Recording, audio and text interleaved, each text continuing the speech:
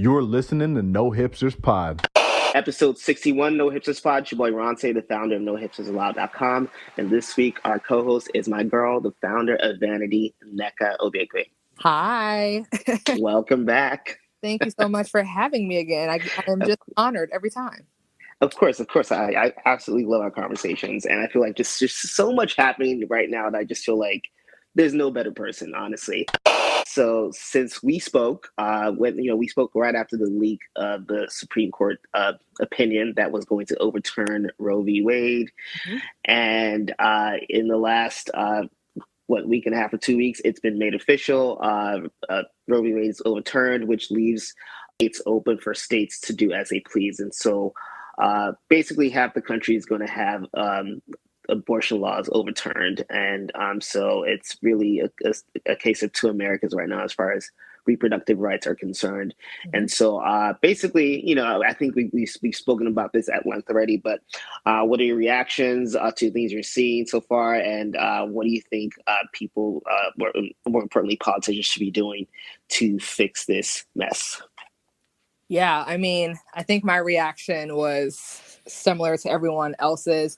I mean, even though we knew that there was a leak and we knew that there were, some things underway behind the scenes, I still felt shocked, and I still felt a little bit uncomfortable, quite frankly, as a woman.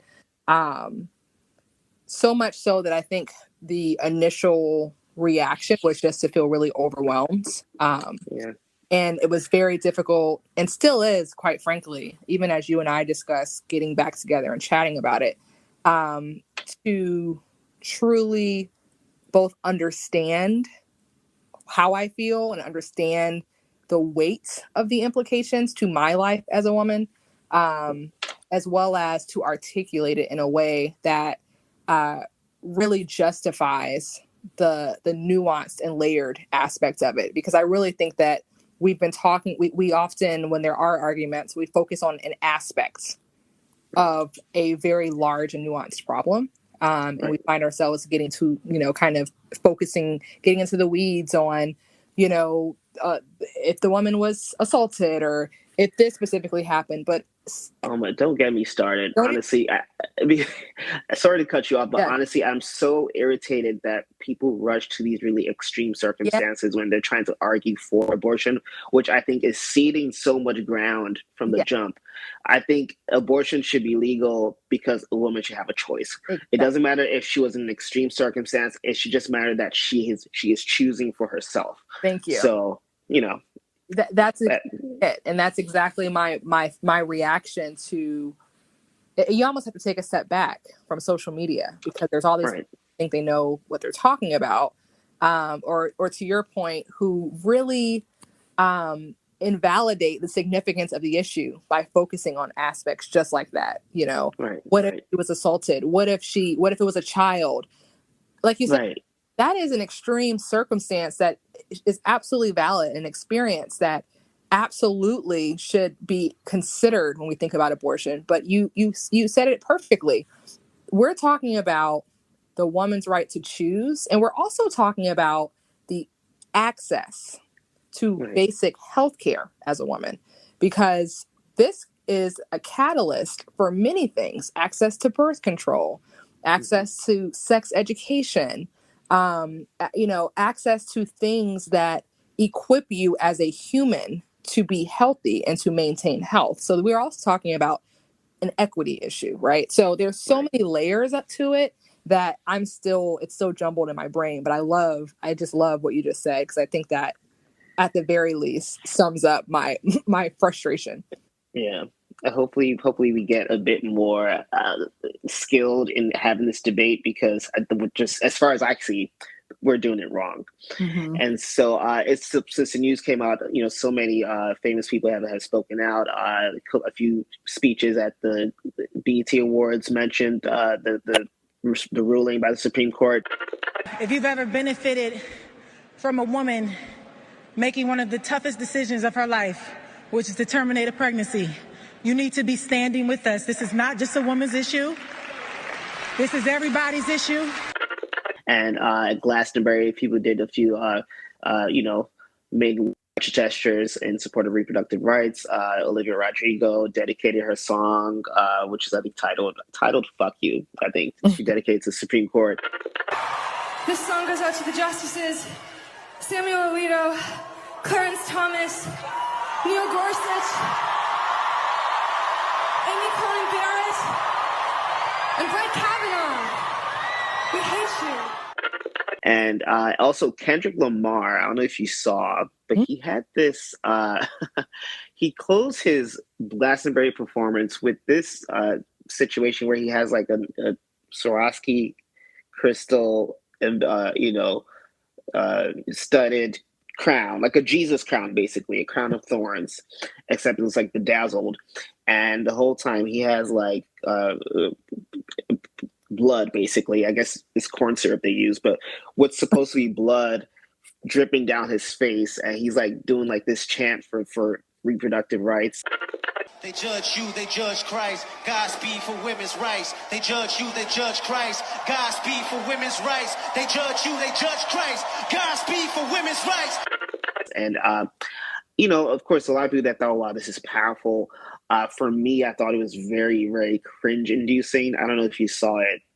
I did see. I saw it, and my thought was somewhere in the middle. To be honest, I mean, I think what I've seen as a whole is people trying to articulate how they feel in a manner that makes sense to them. I saw Megan Thee Stallion, talking her stuff, right? You see Kendrick doing a very Kendrick-like. Right. I have to agree over there. And I didn't quite Kendrick. right? Like, I'm like, I guess I'm not that creative, right? Like I wasn't quite following the some of the symbolism, but you know what? At the very least, I can respect that people are saying something. Yes, I guess. Well, tell me more, because I love your reaction to these things, right? Like, tell me more with what okay, let me just just put it out there. First, I think most of what Kendrick does is really, really cringe inducing for me. I find him to be a corny person, and so it's really like it's the way he does these things that people are like, "Oh wow, this is so deep," and I'm always like, "Wow, this makes me cringe." And this is not just this particular performance; so many other things, even like the music video where he's like doing the deep fakes, then turns into like Kanye and O.J. Simpson. So much of his performance to me is like ill, like okay. But in addition to that, I just feel like this is so at odds with who Kendrick is. He's not the deep and thoughtful person that I think he postures as. No, I get that. I mean, I feels a little personal, but okay. No, I mean, I'm not a Kendrick fan, right? I'm not a Kendrick fan, and I'm not a Kendrick. I don't really feel anything about Kendrick at all. So, but I think that in general, I think that, people are reacting, right? And people are, and quite frankly, people that aren't the most articulate, that aren't the most passionate, that aren't the most well-versed on a lot of these topics, they know they feel something because the tides are changing. Like there is a shift happening that, quite frankly, when I think about it, what's so disturbing, some of us probably don't even understand the extent to which the shift is happening in our lives can and will be disrupted, especially out of COVID-19. What a disruption to life, right? What a disruption to our understanding of what life looks like. And then you pile this on, it's almost like, to me, it's like traumatic. There's a traumatic element to experiencing all these things that are just like, what is happening? So yeah, for me, I think I'll give people a pass as they try to convey something, and they try to even understand a small part of what's happening right now. So Kendrick, I'm gonna let Kendrick slide. I'm gonna let him slide. All That's right. Generous of you. Let's talk about R. Kelly, who has been sentenced after being found guilty last September for sex trafficking and I believe conspiracy charges as well. So he's been sentenced to 30 years, which I believe was above the recommendations from the prosecutors. And that's just in the Illinois case, I believe. He has another case in New York that also has to be tried later this year. So, 30 years basically for a 55-year-old man, that's life. And so, I guess it's a long time coming. What are your thoughts? I mean, is that the best they could do? No, I think, the thing is, yeah, that's life. But I think that we're also talking about like a delayed situation, right? Had someone been at the appropriate time, perhaps he would have already been in some sort of, he would have, number one, he would have already served some sort of time or received some sort of reprimand before more lives were impacted. Right.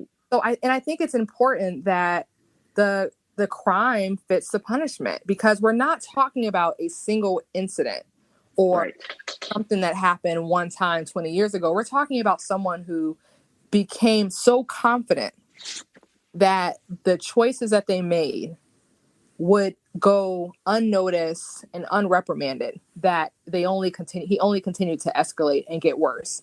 And he was able to cultivate an environment around him in which people supported him, in which people covered up for him. And so, yeah, I think 30 years, how many years was he doing it? At least 30.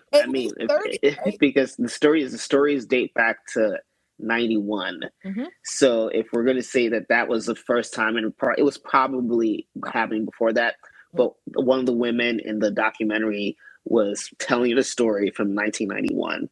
And so we know he's been doing it for at least that long. Really? So, yeah, and we're talking at this point probably hundreds of victims, right? So, yeah.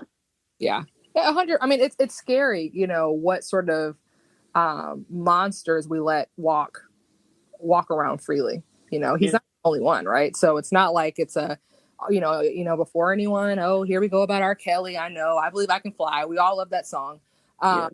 But I'm just saying, like, before people try to make it an R. Kelly thing, I wish people would just take a step back and ask themselves why we let this sort of behavior go unpunished. Because we talk so much about not wanting to get people caught up in the legal system, and we talk about fairness. Mm-hmm. Sometimes it's as simple as a friend or someone you respect telling you to your face that what you're doing is wrong, is weird, is creepy, is inappropriate, and to stop.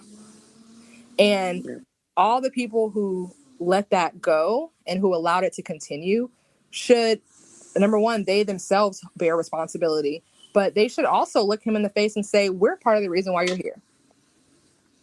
If you want to make a true impact in rape culture, be comfortable enough to tell the people that you love, that are doing things they shouldn't, to stop. And that's really that concept of empowered bystander. That's really where people are really uncomfortable. And so to me, arguing years and years later about whether or not 30 years is too much is like late.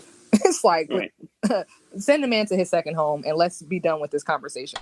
Let's talk about California. Their governor, Gavin Newsom, just signed a bill that basically decriminalizes prostitution. So it specifically decriminalizes loitering for the purposes of prostitution. So you will no longer be arrested, I believe. I think you now get a fine or something of the sort. But basically, it's not the big criminal offense it used to be. It's not a felony anymore. So what are your thoughts? Awesome. I'm here for it. Okay. I think that we're talking about a few things. We're talking about safety. People, let's just back it out to even just human trafficking and people who are maybe in situations against their will. They fear the people who should be saving them because they fear going to jail. So when we criminalize things that have so many layers to it, right? There's also the layer of people who willingly choose to sell their body and want to know, again, when we talk about policing bodies, why someone tells them they can't. You know, like, right. Why is it illegal for me to sell something that's mine? There's a few layers to it, but the problem is, again, when you add the law versus maybe resources that could support someone. And when you criminalize something like this and don't provide resources that could potentially help someone into a different type of situation, you know, whether it's job, whether it's housing, whether it's drug rehabilitation, whether it's safety from human traffickers, etc., you've now made, again, those who are there to protect you, your enemies, right?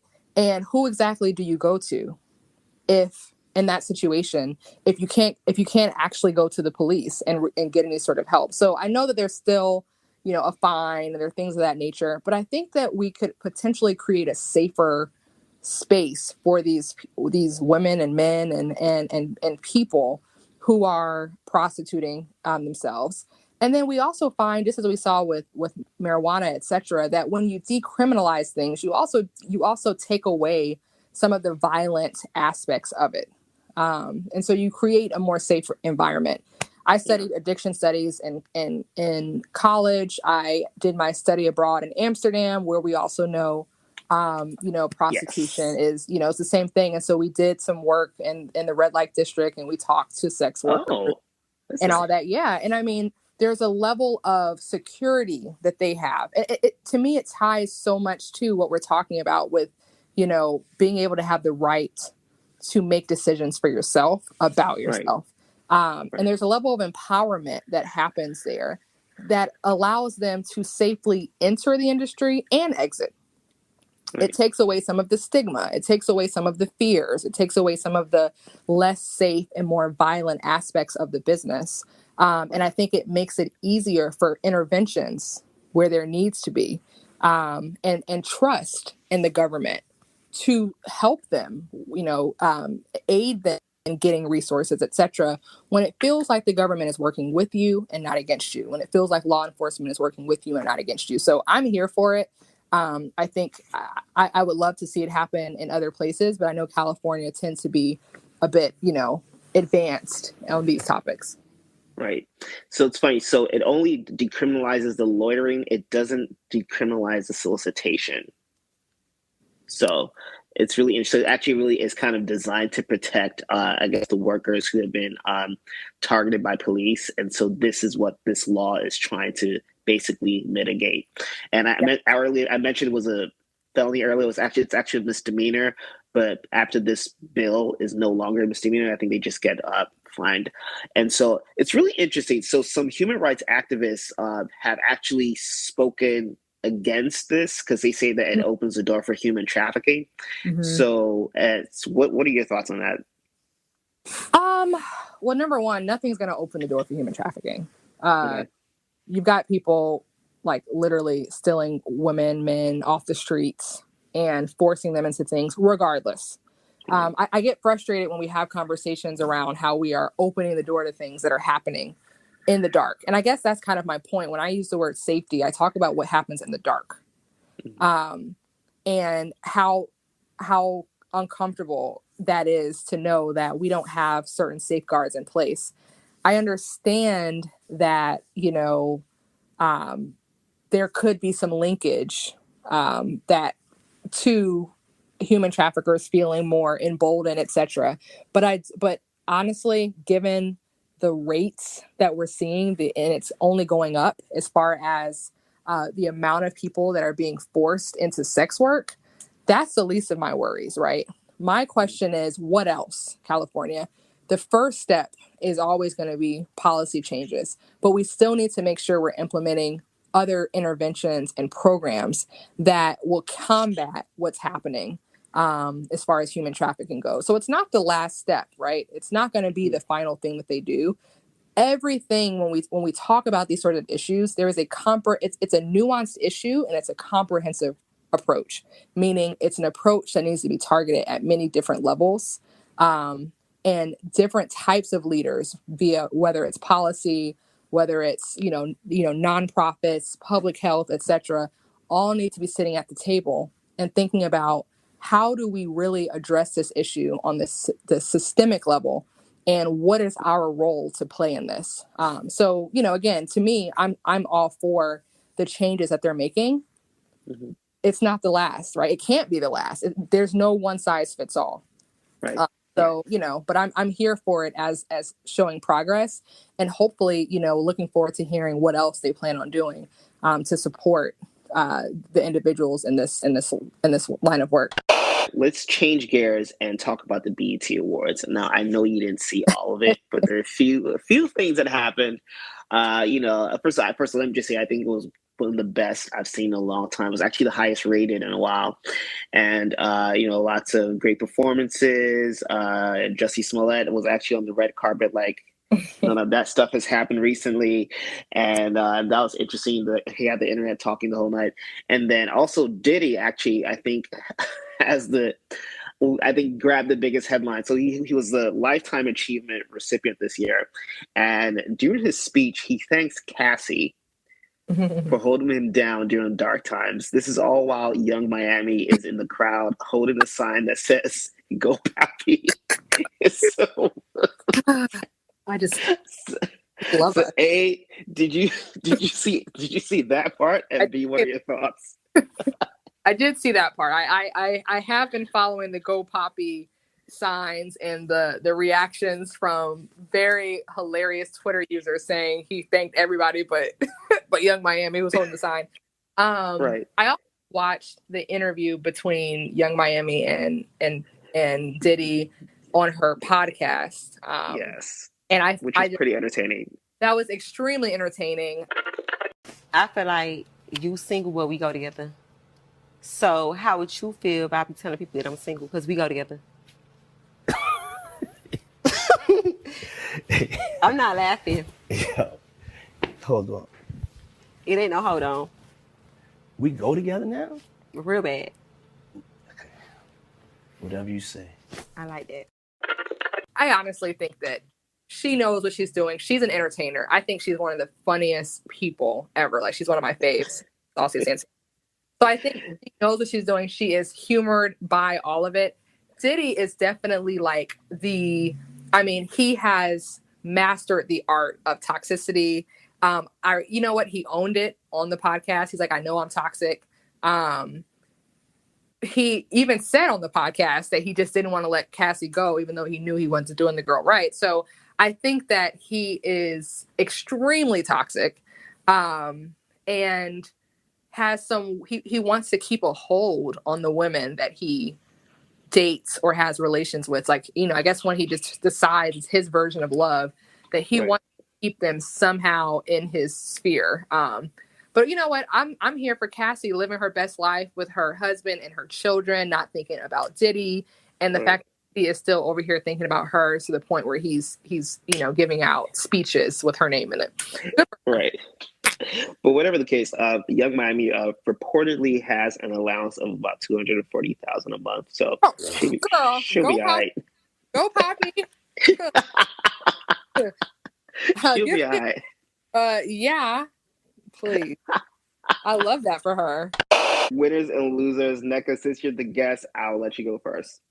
Oh my gosh. So my winner definitely is Usher for that Tiny Desk performance. Even though I a lot of hilarious memes, because he did get he was feeling himself for a second. I'm not sure what that was.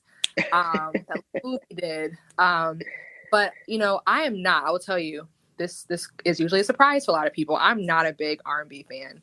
Of course, I know I'm not. Like, I love Usher, and Confessions is like a classic. And maybe that's part of it, is that some of the music from when I was in high school, etc. Those are John Legend, Usher, classics. But you rarely see me sit and just listen to R&B. I literally only listen when I'm trying to fall asleep. Wow. Yeah. So the point is, the fact that I even logged in, I actually did it with my girls during a girls' night, and we watched it, and then we ended up watching a bunch of others. He just set the tone. Like, it was such a nostalgic, it was just good energy, remind you of, so many different times in your life. And he's so talented, and he's fine. Like, Usher is fine. How old is he? He's fine. 43. 43 years old. Looks Yeah. like 23. Looks great. Looks soft life. He had a soft life. I love that for him. But anyways, so I really thought that was an amazing performance. So he absolutely gets that. Also, just for bringing me back to the R&B side briefly on a Friday. Briefly. Right. All right, your loser. My loser, well, is just Lane Maxwell. I'm so happy they finally sentenced her. And I'm so disgusted, though, that as a woman, she was even a part of this. So anyways, I was excited to see that, but I have to put her in as my loser. Okay, well deserved. You have actually Usher is going to be my winner, so I'm still going to say in addition to Usher, it's definitely that's why I had it on the docket. Like you said, the Tiny Desk was just, I mean, hopefully that puts all the Chris Brown comparisons to rest permanently, but we shall see. But my other winner would be Drake, who performed with the Backstreet Boys the other day. I thought it was just such a perfect cross-generational like pop culture moment.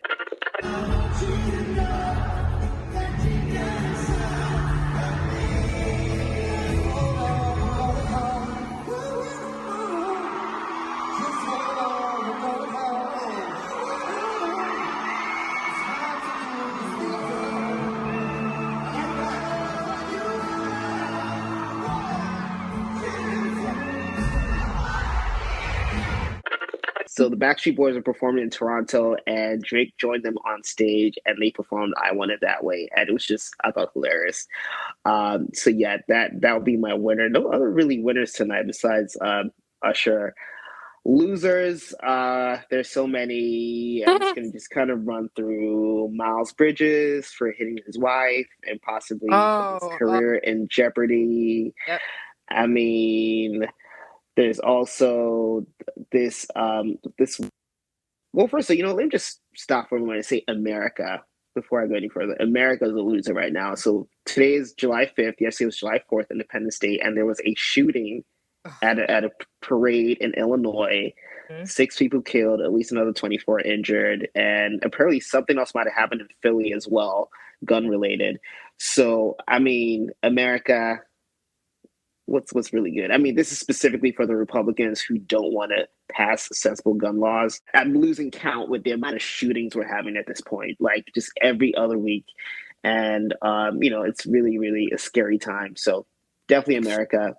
Scary. Yeah. Yeah. No, that's real. Yeah, because, I mean, we could be any, like, just, I mean, you see it on the TV, but, like, it literally could be any of us at any time. Mm-hmm. So, really, really scary stuff. And then my final loser, this is a bit lighter, but definitely deserves an L, is Jasmine Brown, a.k.a. Watch Jazzy, who was on a podcast talking about, and you know what? And listen, I think that to each his own, and every woman, can live a life however she wants. And if you're big on submission, that's on you. But she was on the podcast talking about how much of a submissive woman she is. Like packing his bag, unpacking his bag, just making sure all the things that he wants. And I pretty much read his mind every night, like clockwork. I scratch this man's back to sleep. And I know when he's asleep because I can tell when his breathing changes. It was so bad that it looks like a skit, but she's actually being serious. And apparently her rumored boyfriend is Cam Newton. But why she's a loser is that just 2 months ago, she's like talking about pick-me women. This is coming out of love. This message is for all the pick-me's. Pick-me's are women who try to do everything right just so a man can choose me. Yeah, cut that shit out. And then literally 2 months later, she's doing everything that she criticized in that first video. So that's why she gets an L. So yeah, I don't know if you saw the video, but. I did. I saw the video, and I heard also, like you said, about people commenting on the fact that she has literally said the opposite in the past. Right. Yeah. I agree with you, to each his own, but she kind of sounded like a stalker. Kind of creepy. It's like, girl, it's like there is, submission. There's many layers to it, but what you're talking about sounds like you might kill him too. Like we need to keep an eye on her. Snaps. Oh, yeah. Nneka, thanks again for coming by, and hopefully we can do this again soon. Let the people know where they can find you and Vanity before we leave. Absolutely. You can find us on Instagram, vanity_US. And you can also find us on our website, vanity-us.com. Would love to talk more about these things. And, you know, we do lots of different programmings, trainings, and conversations, much like what Ronce and I talked about today. So if you want to bring that to your organization, please reach out. Sounds good. Episode 60. Talk to you next time. Bye. Thank you. Bye.